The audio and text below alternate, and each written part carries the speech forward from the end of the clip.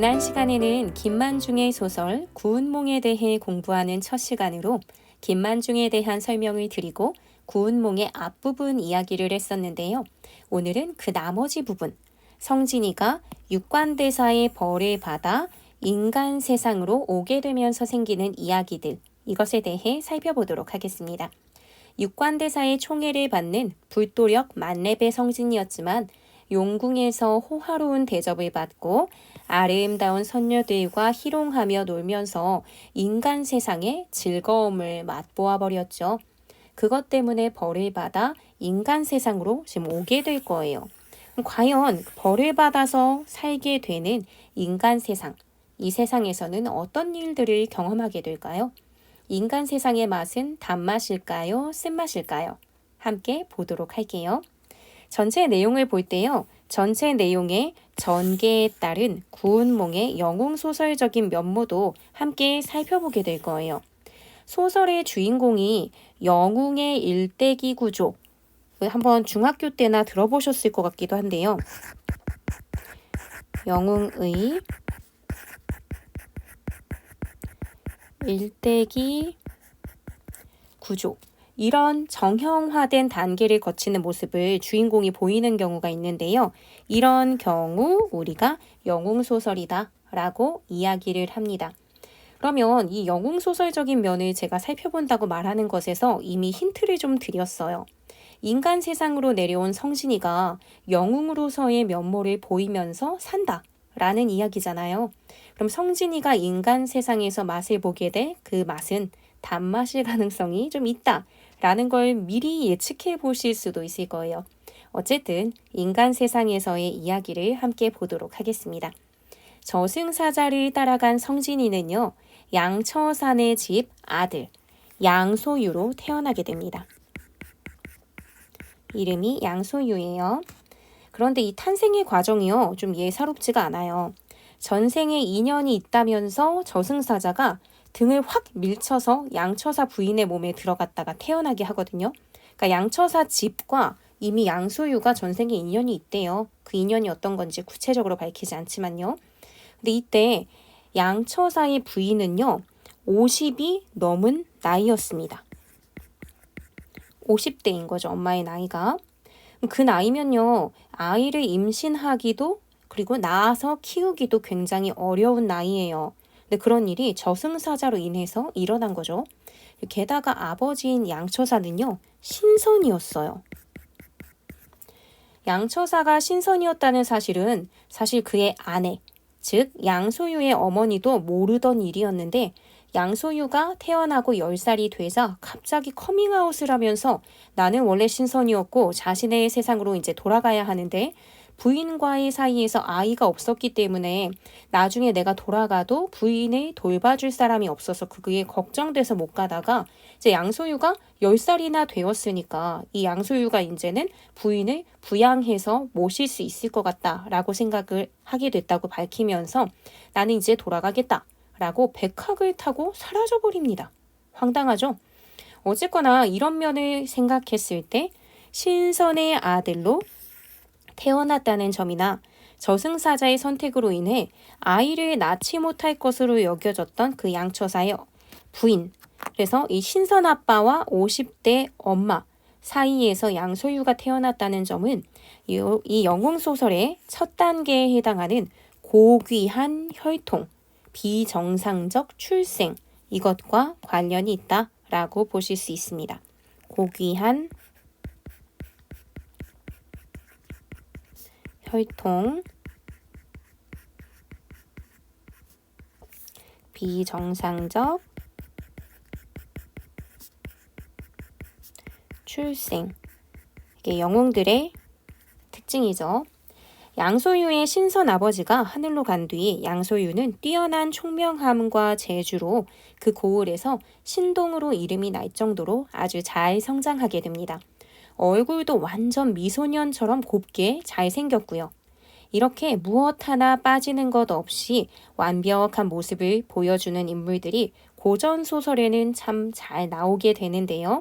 이런 인물들을 제자가인형 인물이라고 얘기합니다. 제자가인형 재주도 뛰어나고 아름답기까지 한 그런 인물들을 제자가인이라고 얘기해요.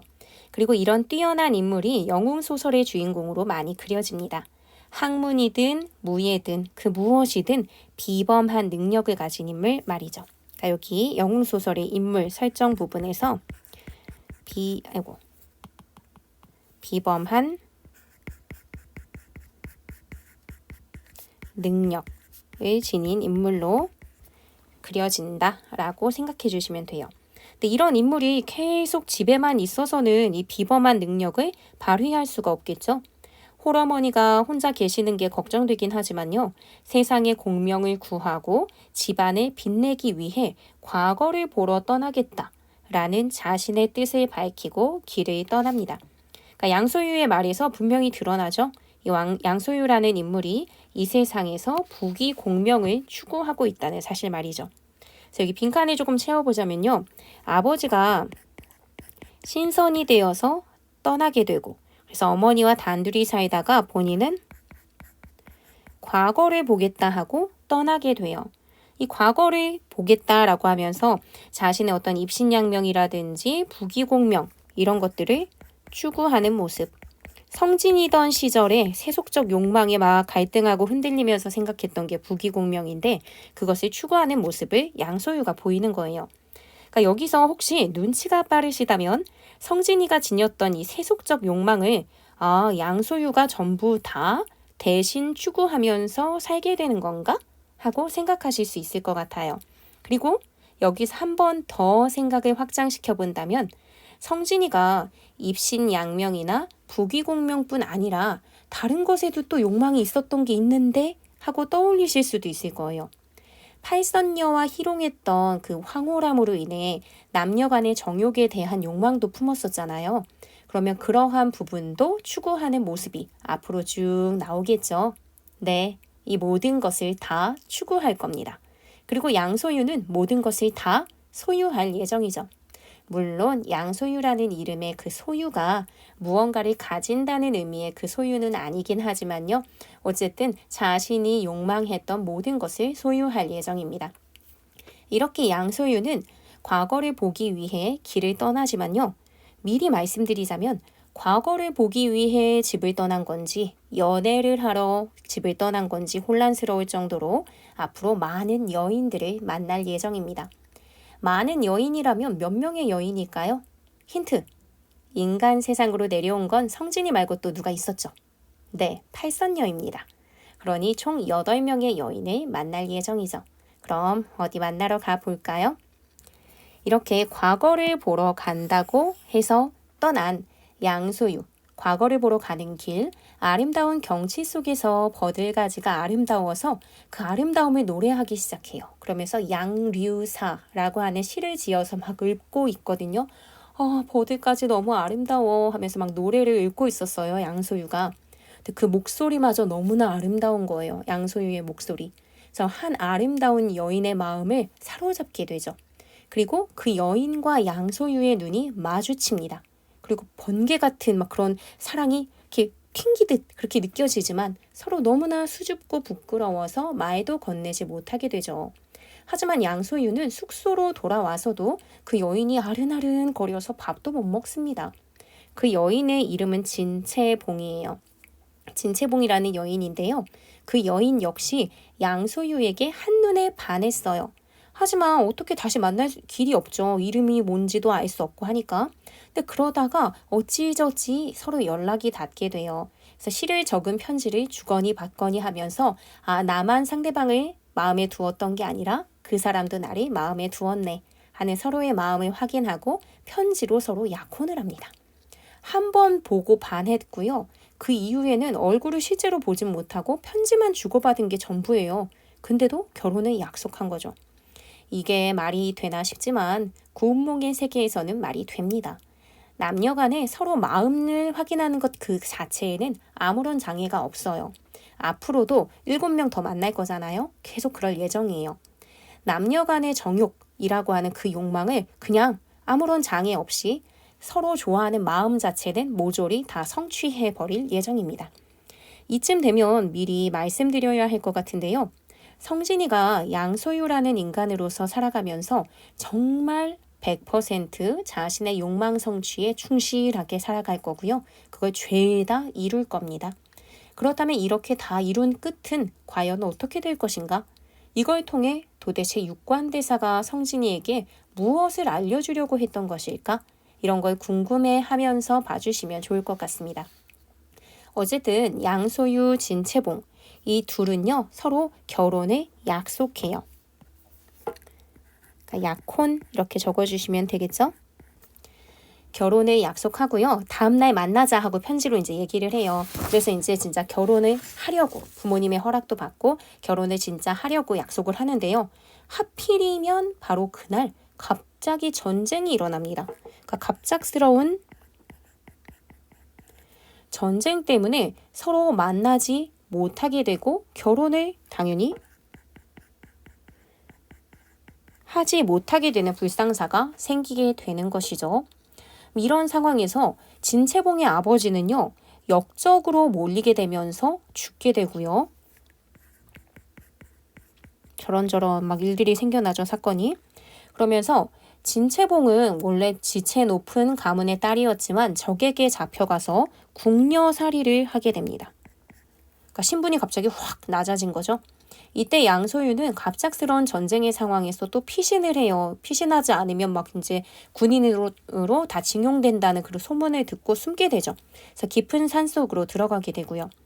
일단 여기까지 보았을 때 영웅의 서사구조 차원에서 보면 영웅이 어린 시절에 시련을 겪고 죽을 위기를 겪게 된다는 그 단계에 아주 딱 부합하고 있다는 것을 알 수 있습니다. 어릴 때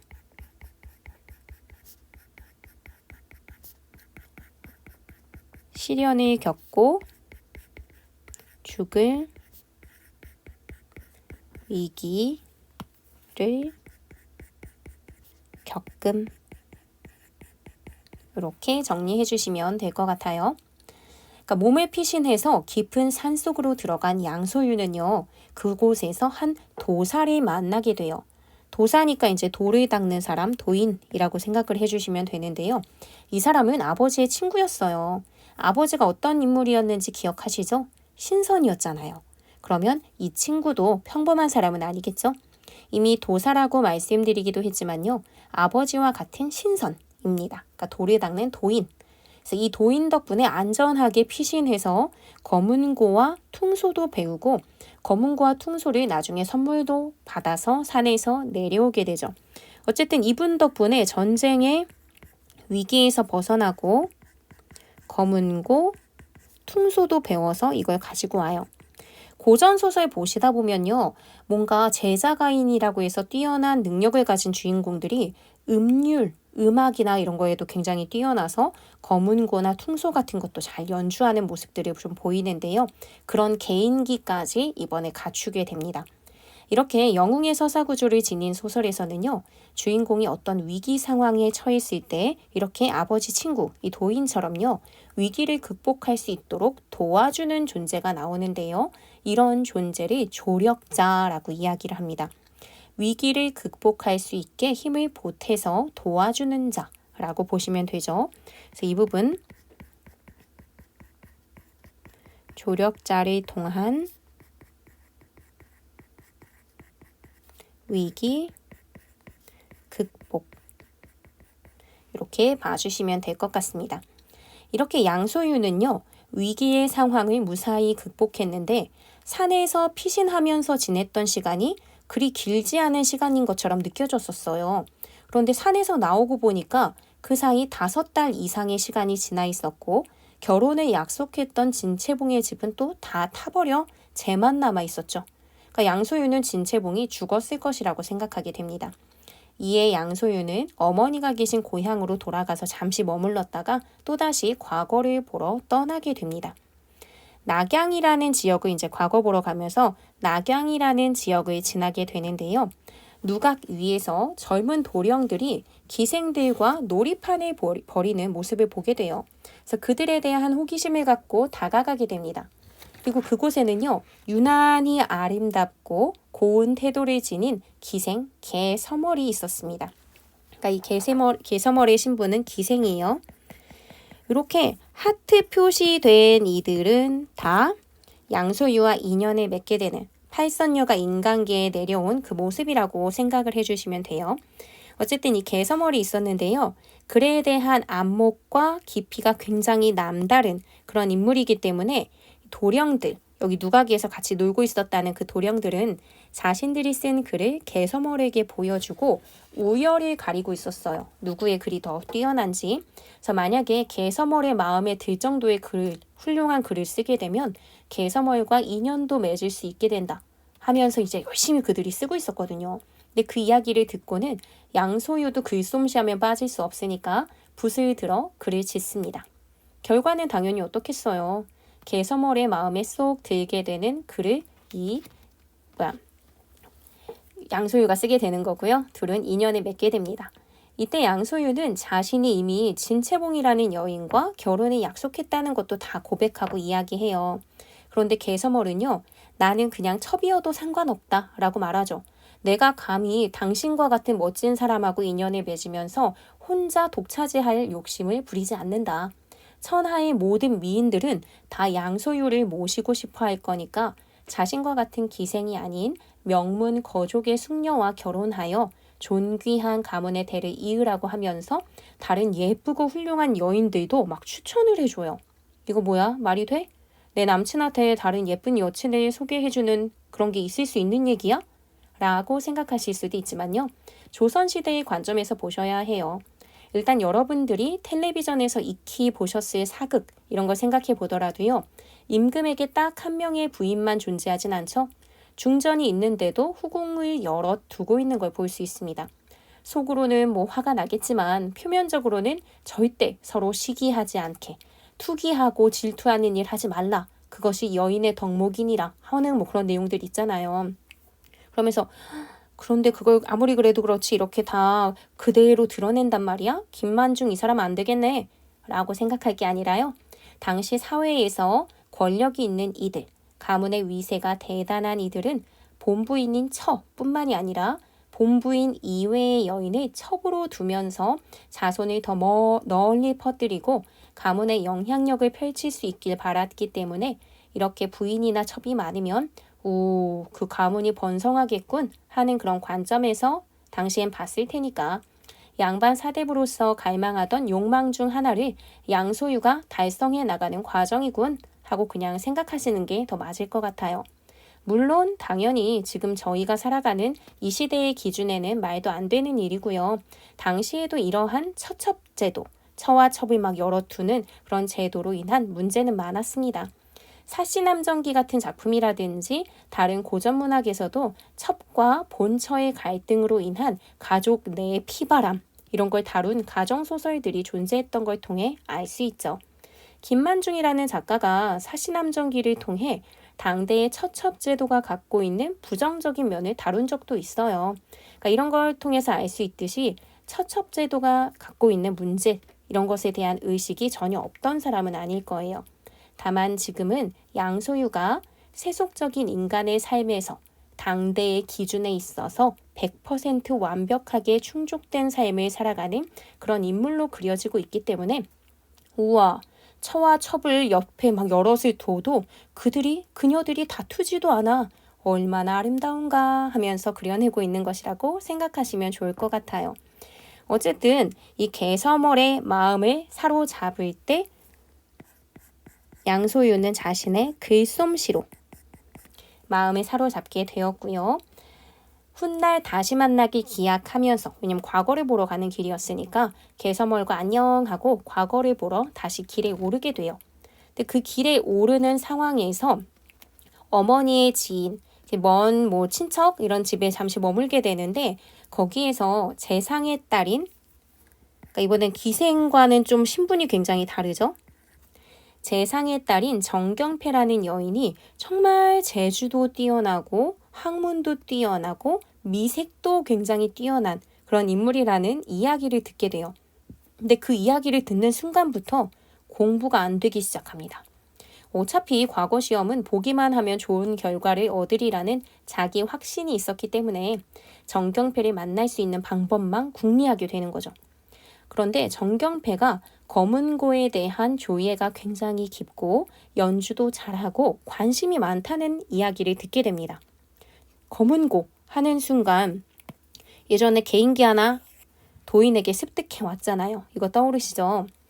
그래서 이걸 통해서 어떻게든 연결고리를 찾고 싶지만 지체 높은 양가댁 처자를 젊은 남자가 만나겠다고 하면 쉽게 허락을 받을 수 없겠죠. 그래서 어떤 방법을 선택했냐면요.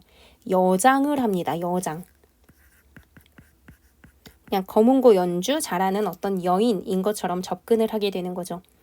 양소유는요. 지금으로 보면 차은우, 송강 요 정도 이렇게 막 진짜 남자지만 굉장히 아름다운 얼굴을 지녀서 뭔가 여장을 해도 전혀 이질감이 없는 그런 얼굴들 있잖아요. 그러니까 그런 미소년으로 그려지거든요. 그러니까 성공적으로 정경패를 만나요. 여인인 척하면서. 그래서 거기서 검은고를 연주하게 되고요. 정경패 역시 그 솜씨에 몹시 감탄을 하게 되죠. 하지만 연주에 연주를 거듭하면서 이 양소유의 마지막 곡을 듣게 되자 정경패는 알게 됩니다. 아, 이 사람은 여자가 아니구나 하는 거 말이죠. 그런데 자신이 알아챈 걸 숨겨요. 왜냐하면은 젊은 남자와 자기가 어떻게 뭐 지금 아직 결혼도 안 한 처녀인데 이런 남자하고 지금 마주 앉아 있었다는 사실을 누군가가 알면 안 될 것 같아서 모른 척하고 보내죠. 그런데 그 이후에 양소유가 장원급제를 해요. 그러니까 장원급제를 하고 정경패와의 집에 이제 혼사 이야기가 오가게 됩니다. 이때 정경패는요. 양소유와 혼인을 하더라도 일단 자기가 속았잖아요. 그러니까 이거에 대한 약간 분한 마음이 있었어요. 그래서 양소유에게 속은 것에 대해서 복수를 결심합니다. 우리 보통 복수 어떻게 할까요? 그 사람이 약간 괴로울 수 있는 방법으로 복수할 것 같지 않아요? 그런데 여기서 정경패는요. 귀엽다고 해야 할지 좀 황당하다라고 해야 될지 모르겠는. 근데 양소유 입장에서는 땡큐라고 할 수 있는 그런 복수를 하게 될 거예요. 일단은 지금까지 정경패와 관련된 부분을 보자면요. 여장을 하고 자신의 검은고 솜씨를 무기로 해서 접근을 하죠. 그리고 그 이후에 장원급제를 한 뒤 청혼하고 결혼 이야기가 오가게 됩니다. 그런 상황에서 이제 정경패는 결혼 전에 이제 뭔가 복수를 하고 싶어요. 그래서 어떻게 하냐면 정경패에게는요. 친구처럼 굉장히 가까이 지내고 있는 몸종, 가춘운이라고 하는 몸종이 있어요. 가춘운 역시 정말 예쁘고요. 종이라고는 하지만 똑똑한 그런 여인입니다. 결혼을 해서도 자기 너무 친한 가춘운이니까 가춘운과 같이 지내고 싶은 마음이 있는 정경패는요. 자기는 본부인이 되고 가춘운은 첩이 되게 하면 계속 가춘운과도 함께 지낼 수 있겠다라는 생각을 합니다. 그래서 본인은요. 제대로 된 결혼을 해야 되거든요. 본처이기 때문에. 그런데 결혼을 하려면 양소유가 집에 가서 어머니께도 허락을 받아야 되고 이런저런 절차가 굉장히 복잡하단 말이에요. 그렇기 때문에 그 전까지 시간이 좀 걸리니까 미리 갖추는과 인연을 맺게 하는 거죠. 게다가 이 작전은요.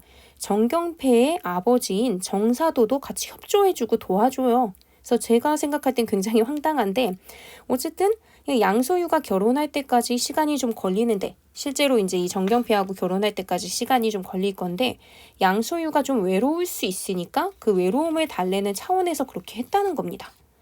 그래서 어쨌든 이러한 이유로 정경패와 양소유는 아직 결혼도 치르지 않았는데 정경패의 몸종인 가춘운이 먼저 양소유와 인연을 맺게 돼요. 우리가 봤을 땐 이상하죠? 전 상상도 할 수 없는 일입니다. 제 남편에게 뭐 다른 여인은 어떻게 연결을 해주겠어요. 어쨌든 이런 뭐 양소유나 당시 양반 사대부들에게는 아름다울 수 있을 뭐 그런 일, 그러니까 이상적이다라고 생각할 수 있는 일들이 벌어지는 거죠. 이렇게 가춘운이 먼저 양소유와 인연을 맺은 상황에서 또 오랑캐가 쳐들어오게 되고 나라의 상황이 뒤숭숭해집니다. 이때 양소유를 굉장히 신뢰하고 곁에 두었던 황제가 나라의 어지러운 상황을 해결하게 하기 위해 양소유를 변방으로 보내요. 그 과정에서 양소유는 한 미소년을 만나서 함께 길을 가게 되는데 그러다가 또 우연히 개서모를 다시 만납니다. 함께 너무 오랜만이야 반가워 하면서 그동안의 회포를 풀며 지냈어요. 그러니까 전쟁 중이지만 여러 날 같이 개섬을 하고 있었는데 어느 날 밤 나는 개섬월과 하룻밤을 지냈다라고 생각했는데 자고 일어나 보니 개섬월이 아닌 다른 여인이 있었죠. 그 여인이 누군고 하니 같이 동행했던 미소년이었어요. 그 미소년은 사실 남장을 했던 여잔 거고요. 개섬월이 예전에 예쁘고 재주가 많다고 추천해줬던 여자 중에 한 명이 적경홍이었거든요. 그 여자였습니다. 그러니까 이 적경홍의 경우는요. 개섬월의 친구예요. 그러니까 개섬월은 또 자기가 친한 친구를 자기의 사랑하는 양소유에게 연결을 지어주는 상당히 지금으로 보자면 막장 오브 막장이지만 이 당시의 조선시대 관점으로는 그렇지 않았다라고 우리 생각해 줍시다. 그래서 개섬월은요. 자신의 친구 적경홍의 양소유와 인연을 맺을 수 있도록 작전을 꾸몄던 거예요. 그러니까 여기는 개섬월의 주도로 인연을 맺었구나라고 보는 거예요. 이런 말도 안 되는 일이 자꾸 벌어지고 있는데요. 이들은 게다가 서로 이렇게 소개해 주는 거 보면 시기와 질투를 전혀 하고 있지 않다라는 걸 너무나 확실히 알 수 있죠. 여인을 여러 명이나 곁에 두어도 그 여인들이 절대 시기와 질투는 1도 하지 않고 오히려 양보하고 함께 나누는 이런 모습. 양반 사대부의 관점에서 봤을 때는 첩첩간의 아름다운 질서, 갈등이 전혀 없는 이상적인 상태, 이런 걸 아주 잘 보여주고 있는 것이라고 볼 수 있습니다. 첩첩간 갈등이 전혀 없는 거죠. 실제로는 첩첩제도가 존재했고 이들 사이에 갈등이나 그래서 진짜 모함이라든지 살인이라든지 이런 것도 있었다는 그런 기록들이 존재하는데 그것들이 그러면 당대 양반 사대부들에겐 골칫거리였을 거 아니에요. 첩첩 많이 두고 그걸 통해서 일단 명목적으로는 가문의 어떤 번성을 위한 것이다라고 하는데 그녀들이 자꾸 싸운단 말이에요. 그러니까 싸우지 않고도 이상적으로 하하호호 했으면 좋겠는 그 모습이 구운몽에서 펼쳐지는 것이라고 생각해 주시면 됩니다. 어쨌든 이들과 인연을 맺은 양소유는요. 일단 혼례도 치러야 하니 혼례 후에 다시 만나자. 그 혼례는 누구냐면요. 정경패와 혼례를 치르고 나서 그 뒤에 다시 만나자라고 하면서 헤어지는 거예요. 그러고서 황제가 시킨 임무를 달성하고 돌아옵니다. 즉 그 임무라 함은 전쟁의 위기에서 나라를 구하고 다시 돌아오는 거죠.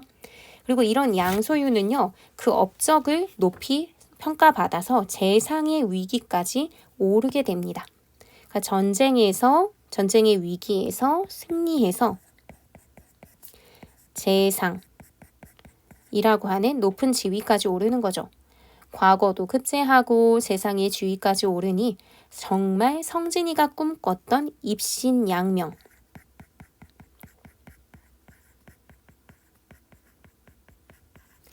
자신의 몸을 세우고 이름을 널리 떨치는 위협을 달성한 거죠. 이런 그를 너무나 마음에 들어 했던 천자는요. 난양공주를 양소유와 결혼시키고자 합니다. 그런데 양소유는 나는 이미 정경패와 약혼을 했다 라고 하면서 거절을 해요. 다른 여인들과는 다 인연을 맺었는데 난양공주는 왜 안 되지? 라고 하실 수도 있는데요. 난양공주는 진짜 말 그대로 공주잖아요. 그렇기 때문에 본처가 있는 상황에서 이 난양공주를 첩으로 들어갈 수 있게 너는 첩으로 들어가라 할 수 있는 그런 신분이 아니죠. 공주니까. 그렇기 때문에 무조건 첩이 아닌 본처로 들여야 하는데 이미 결혼하기로 한 여자가 있으니까 공주인 사람을 아내로 들이면서 그렇게 할 수는 없으니까. 그래서 거절한 거예요.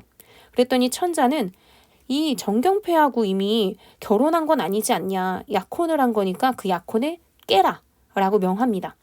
그러니까 난양공주하고 강제로 결혼을 시키려고 한 거죠. 강제로 결혼. 그런데 그걸 끝까지 거절하게 돼요. 그러니까 양소유가 여러 명 여자들을 다 그냥 아무렇게나 만나는 것 같이 보이지만 소설을 읽다 보면 그녀들과의 신의가 굉장히 두터워요. 그래서 어쨌든 그 약속을 지키기 위해서 끝까지 거절하다가 감옥에 투옥되게 됩니다. 여태 탄탄대로의 삶을 살다가 양소유의 삶에 빨간 불이 켜진 거죠. 그렇기 때문에 영웅의 서사구조 이 측면에서 보면 자라서 다시 고난을 겪음 이 단계에 해당이 된다라고 볼 수 있습니다.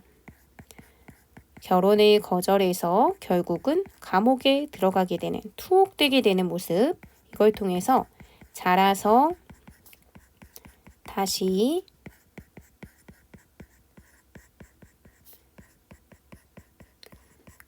고난을 겪음, 여기에 해당된다라고 볼 수 있는 거죠. 이렇게 감옥에 갇히게 되면서 위기에 놓이지만요. 나라에 다시 오랑캐가 쳐들어오고 위급한 상황에서 나라를 구할 수 있는 인물은 양소유, 이 사람 하나뿐이었기 때문에 다시 감옥에서 나와 전장으로 가게 됩니다. 그러니까 전쟁의 어떤 위기 상황을 극복하고자 또다시 장수로 출전을 하게 되는 것이죠. 여기 빈칸에는 장수라고 적어주세요. 이 소설에는요, 이렇게 전쟁 상황이 자주 등장하지만요, 전쟁 자체를 구체적으로 묘사하는 내용은 없습니다. 그냥 양소유를 움직이게 하고 양소유의 능력을 돋보이게 하고 여인들을 만날 수 있게 만드는 사건 정도로만 기능을 하죠. 이번 전쟁도 마찬가지예요. 이 전쟁에서 또 2명의 여인과 인연을 맺게 되는데요. 첫 번째 여인은 심요연이라고 하는 여인으로 밤에 자객으로 나타납니다. 하지만 양소유를 해치러 온 자객이 아니고요. 자신의 스승이 나중에 여차저차 할 때 구하라 라고 했던 인물이 양소유이기 때문에 양소유를 구하러 왔대요. 그래서 그런 인연으로 연분을 맺게 되죠. 그 2번째 여인은 백능파인데요. 이 인물은 심지어 사람이 아닙니다. 동정용왕의 딸이죠.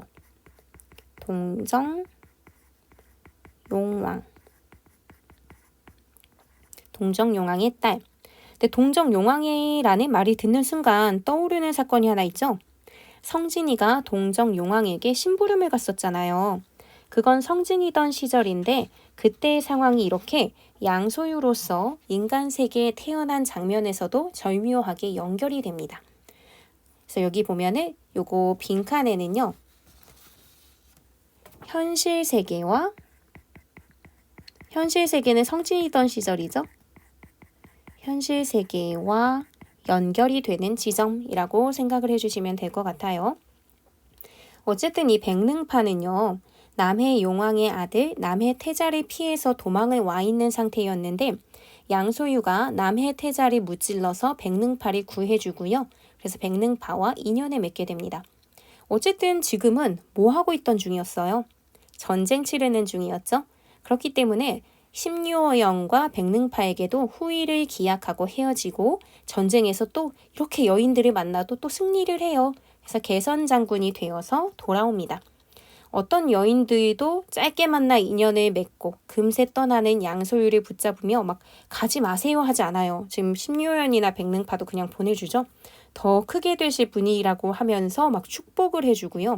다른 여인들 많아도 괜찮다. 그 많은 여인들 중 한 명이어도 괜찮다는 마음으로 난 기다리겠다. 나만 봐라 이런 얘기도 하지 않아요. 기다리겠다 이렇게 얘기하면서 사내대장부 가는 길에 여인의 말이나 행동이 걸림돌이 되지 않게 하는 모습, 이런 모습을 보여요. 이런 것도 다 당대 사대부들이 바라는 모습이었겠죠. 그런 모습을 다들 보이고 있습니다. 이렇게 개선장군으로 돌아왔을 때 양소유에게는 아직 해결되지 않은 문제가 있죠.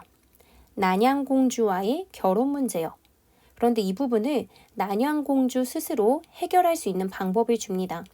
본인은 공주이긴 하지만요. 자신이 양소유의 유일한 부인이 되는 욕심을 부리지 않겠다는 거죠. 다른 부인이 있고 그래서 2명의 부인 중 1명이 자신이어도 괜찮다 하면서 일부 다처제를 받아들이는 태도를 보입니다.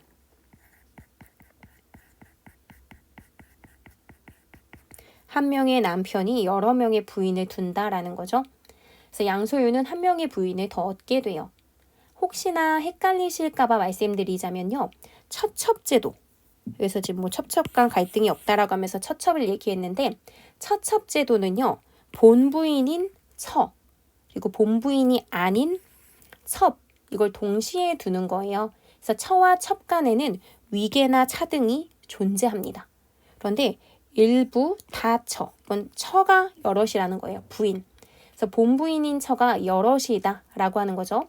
그래서 부인인 처 사이에는 위계 관계가 없어요. 동등한 거죠.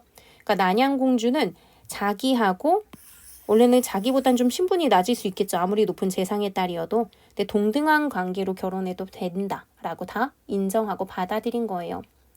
그래서 뭐 위계는 없지만 이 처들 사이에서도 누가 남편의 사랑을 더 받느냐 그렇지 않느냐 뭐 이런 것 때문에 갈등이 있기도 있었겠지만 이 구운몽의 안에 들어가 있는 여인들은 아무런 갈등이 없습니다. 어쨌든 이렇게 난양공주까지 하면 총 8명 인간 세계에 내려온 판선녀를 다 만나게 되었습니다. 이들은 모두 다 한데 모여 양소유가 천자에게 하사받은 재물, 궁궐, 이런 취미궁이라는 궁궐까지 내려주게 되는데요. 그것을 다 하사받고 굉장히 행복하게, 넉넉하게, 부족함 없이 자식들을 다 낳고 살게 됩니다. 높은 벼슬도 받고요. 재물이나 궁궐 이런 것도 받게 되고요. 그러면서 여럿의 부인도 두고 첩도 두고 그리고 자식도 많이 낳아서 진짜 가문이 번성해요. 그래서 이들과 함께 행복하게 잘 지내죠. 죽었는 줄 알았던 진채봉도 난양공주의 궁녀가 되어 있었다는 걸 알게 되면서 전부 다 만나게 되거든요. 모든 여인들이 마지막에 다 모여요. 다 모여가지고 한 군데에서 다 같이 지내게 되는 거거든요. 근데 총 2첩, 6첩의 부인들 사이에는 자식도 많았지만 어느 누구 하나 질투하거나 갈등을 빚지 않고요. 이렇게나 아름다운 가정을 꾸리며 행복하게 삽니다. 이 모습이 바로 성진이가 혼자 세속적인 갈등에 휩싸이면서 품었었던 꿈이죠. 당시 양반 사대부들이 이상적으로 여기던 삶의 모습 말이에요. 나를 사랑하는 여인들이 싸우지도 않고 처첩간 갈등도 없는 거죠.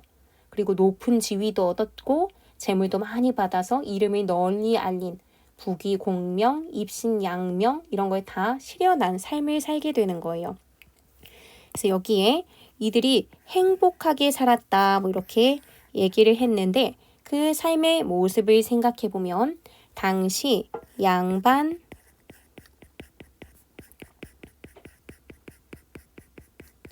사대부들이 이상적으로 여겼던 삶의 모습, 그 모습이죠. 이걸 다 실현한 거예요. 그래서 이 삶은 처와 첩 간에 갈등도 없고 부귀공명, 입신양명 그들이 이상적으로 여기던 이 모습을 죄다 실현한 거죠. 즉 성진이가 품었던 세속적 욕망들이 완벽하게 충족된 삶, 요것을 살게 되는 것이라고 생각해 보시면 됩니다. 그래서 이걸 영웅의 일대기 구조로 보자면요.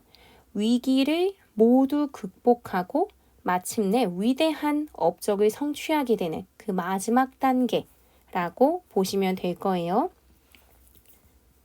위기를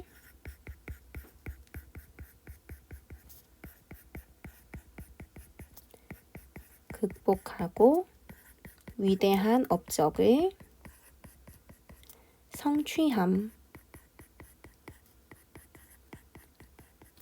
이렇게 볼 수 있는 거예요.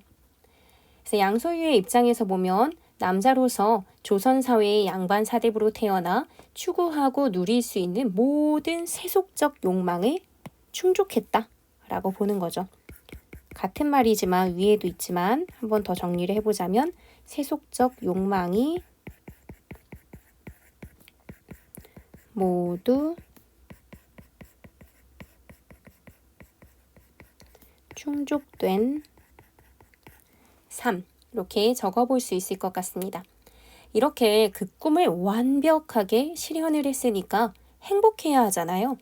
그런데 그렇게 행복하게 살긴 살아요. 막 행복하다가 노년에 이른 양소유는 두 부인과 6 미인들, 6 첩과 취미궁에 오르게 되는데 거기서 갑자기 생각합니다. 북쪽 저 멀리 보이는 것이 진시황의 아방궁이요. 서쪽에 보이는 것이 한무제의 무덤이요. 동쪽에 보이는 것이 현종 황제가 양귀비와 놀던 궁궐인데 새 제왕들은 다 지금 어디 있는가? 나도 벼슬이 장상에 이르며 부인과 미인을 만나 행복하지만 우리가 죽게 되면 지금의 높은 누각도 쓰러지고 논일고 있던 곳도 쇠잔한 풀포기만 가득하겠지? 이런 생각을 하게 되는 거예요. 즉, 인생이라는 게 사실은 죽고 나면 아무것도 없다 라고 하는 인생의 무상함, 인간이 살아가는 그 삶의 허무함, 이런 것들을 느닷없이 갑자기 느끼게 됩니다. 그러니까 이렇게 행복하게 살다가 인생의 무상함 그리고 허무함을 깨닫게 되는 거죠. 그래서 양소유는요, 이 인간의 번뇌를 극복하기 위해 불도에 정진해 볼 예정이라고 하면서 갑자기 지금 인생무상의 취미궁 위에 올라가서 깨달았다고 했잖아요. 깨닫는 순간 갑자기 8명의 여인들에게 이별을 선언합니다. 그러면 보통의 반응은 네가 어떻게 이럴 수 있어? 우리와 이별하고 떠난다고? 하면서 섭섭해하고 따질 수도 있겠지만요. 인간 세계는 양소유 너 하고 싶은 거 다 해 하는 그런 세계인지라 당신 뜻이 그렇다면 받아들일게요. 우리 8자매도 아침 저녁으로 부처님께 기도하면서 당신이 원하는 도를 얻으시길 바랍니다 하고 순종해버립니다. 그래서 이들이 이별 파티를 해요. 다 같이 헤어진다고. 이별 파티를 하고 헤어지려는데 노승이 찾아오죠. 이 노승이 누군지 알 것 같죠? 육관대사입니다. 육관대사를 보고도 양소유는 처음에 알아차리지 못해요. 그런 양소유에게 육관대사가 성진아, 인간 세상 재미가 좋더냐? 하는 질문을 하고 그 순간 양소유는 성진으로 돌아오죠. 그 순간 양소유로서의 삶은 싹 사라지면서 꿈에서 깨어나게 됩니다. 이렇게 양소유로서의 삶은 하룻밤 꿈이 되어 사라지게 되는 거죠. 그리고 성진으로서의 현실 세계로 다시 돌아오게 됩니다. 이렇게 양소유로서 살았던 삶이 바로 꿈의 세계로 그려져요. 여기 꿈.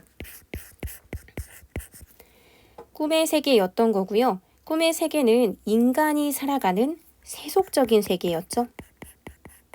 세속적인 지상의 세계로서 조선사회의 양반들이 추구했던 삶, 유교적인 삶의 질서를 충족한 삶이었죠. 보통의 인간들이 살아가는 그런 세상의 모습이요. 남자로 태어나 자신의 이름을 널리 떨치고 임금에게 충성하고 전쟁에 나가 위협을 세우고 가문을 널리 번성시키는 그런 삶을 살았잖아요. 이렇게 성진이 품었던 세속적 욕망이 모두 충족된 세계였습니다.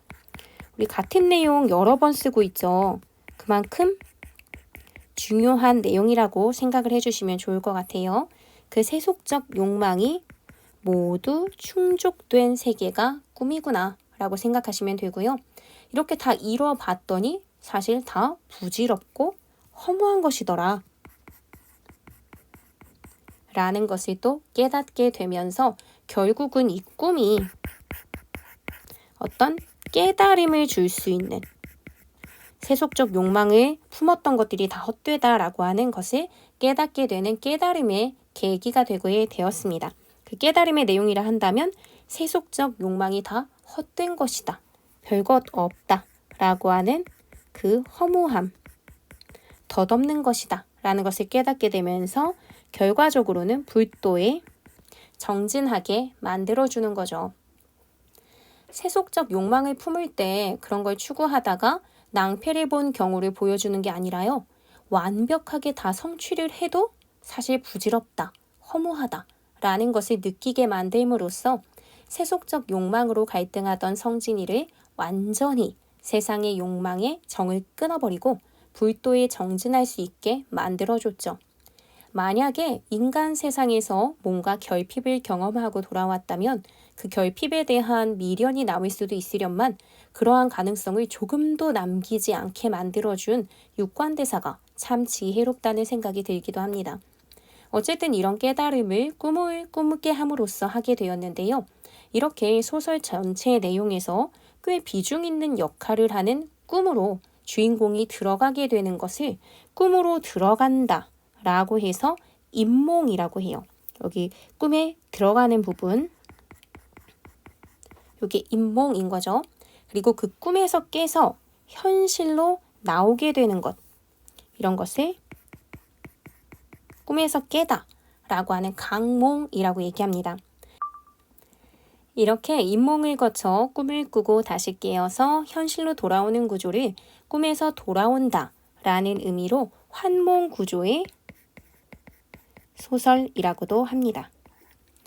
다만 다른 환몽 구조의 소설들과 조금 다른 점은 보통은 꿈속에서 벌어지는 일들이 비현실적이고 꿈 바깥에서 벌어지는 일들이 현실적인데 구운몽의 경우는 오히려 현실이라고 그려지는 세계가 팔선녀나 저승사자, 도인이 나오는 비현실적인 면, 그리고 인간의 세계를 초월한 천상세계의 모습을 그리고 있다는 점, 이런 게 특이함이 있죠.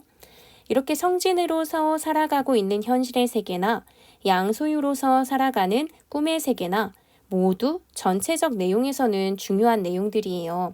그런데 소설의 전체 내용에 있어서 정말 상당한 분량을 차지하고 있는 건요. 양소유로서의 삶을 살아가고 있는 부분, 요 부분입니다. 요 부분이 굉장히 비중 있게 많이 다루어지는 면이죠. 즉 어떻게 보면 이게 구운몽의 주요 내용이라고 볼 때 이러한 주요 내용을 보여주기 위해 그 내용으로 들어가기 위한 시작. 즉 성진이가 죄를 지어서 벌을 받는다는 내용이나 양소유의 삶을 끝내고 이렇게 다시 성진이로 돌아온다는 내용은 이 끝부분은 메인 이야기의 주된 이야기죠. 메인 이야기에 독자가 더 집중을 잘 할 수 있게 해주는 구성이라고 보면 될 거예요. 그러니까 우리가 어떤 사진을 볼 때 액자 프레임으로 잘 감싸서 사진을 넣어 놓으면 사진이 더 멋지게 보이기도 하고 그냥 낱장으로 팔랑팔랑한 사진을 볼 때보다 더 주목도를 높일 수 있는 것처럼 소설에서도 그렇게 하는 구조를 사용하는 거예요. 그래서 이렇게 구조적인 측면에서 액자의 형태와 비슷한 면을 보이고 있기 때문에 이런 걸 액자 구조라고도 합니다. 이것도 참고해서 알아두시면 좋을 것 같아요. 어쨌든 이렇게 성진은 꿈을 통해 자신이 욕망하던 세속적 가치를 다 실현하고 살게 되더라도 결국 남는 것은 인생의 허무함이나 덧없음이라는 것을 깨닫고 부귀영화나 입신양명, 남녀 간의 정욕에 집착할 필요가 없음을 깨닫게 됩니다. 그러면서 진정한 도를 추구하는 것이 진정 가치 있는 삶이다 라는 것을 알게 되죠. 그러면서 불도의 정진을 하게 돼요. 여기 자기 나름의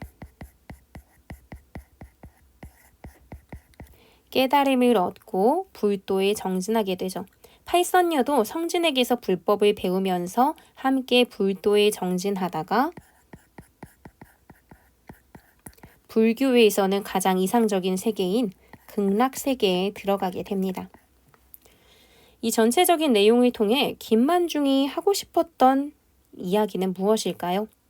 사랑하는 내 아들, 장원 급제하고 임금 최측근의 고위직까지 올랐는데 지금은 유배지에서 생을 마감해버리게 생긴 아들을 생각하며 아들이 조선사회가 이상적으로 생각하는 양반 사대부의 이상적인 삶과 멀어져 가고 있는 것에 대해 너무 애달파하고 있을 어머니에게 어머니 부귀공명, 입신양명, 남녀 간의 정욕 그 모든 것을 다 이루어도 결국 인생은 허무함을 느낄 수밖에 없는 것입니다. 그러한 것에 집착하고 이루지 못한 것에 마음 아파할 필요가 전혀 없습니다. 다 덧없는 거죠. 그러니 어머니 너무 괴로워하거나 마음 아파하지 마세요. 라고 말하는 것 같아요. 이런 메시지를 연애소설과 같은 재미있는 이야기를 통해 구성함으로써 아들 없이 외롭게 홀로 계실 어머니가 재미있게 글을 읽게 하면서도 너무 걱정하지 마시라는 그런 당부를 하고 있다는 생각도 듭니다. 그리고 그건 김만중이 기약 없는 유배지 생활 속에 자기 자신을 위로할 수 있는 방법이 아니었을까 하는 생각도 듭니다. 꿈이라고 하는 장치를 통해 여기 이제 마지막 주제를 정리해 볼게요. 그러니까 꿈이라고 하는 장치를 통해 꿈을 통해서 세속의 욕망을 다 실현해보는 모습을 상상해서 펼쳐내보고 그럼에도 불구하고 결국 그 모든 것을 끝까지 지닐 수 있는 존재는 없고 결국은 죽음 앞에서 다 허물어지게 될 것을, 영원히 지속되는 것은 없으니 지금의 부귀 영화도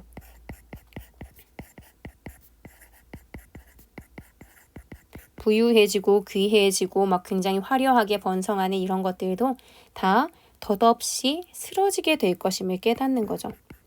이런 것들은 다 덧없는 것이다. 덧없이 쓰러지게 될 것임을 깨닫게 되면서 도를 추구하고 수양하면서 사는 그 삶의 진정한 가치를 추구하며 그렇게 살아가고자 하는 마음으로 스스로의 마음을 다스렸을 거예요. 그러게 바로 이 작품의 주제이자 김만중이 구운몽을 통해서 자기를 다스리고 마음을 다잡으면서 생각했던 내용이 아닐까 싶습니다. 그게 바로 주제인 거고요. 꿈을 통해 부귀 영화의 덧없음을 깨닫고 삶의 진정한 가치를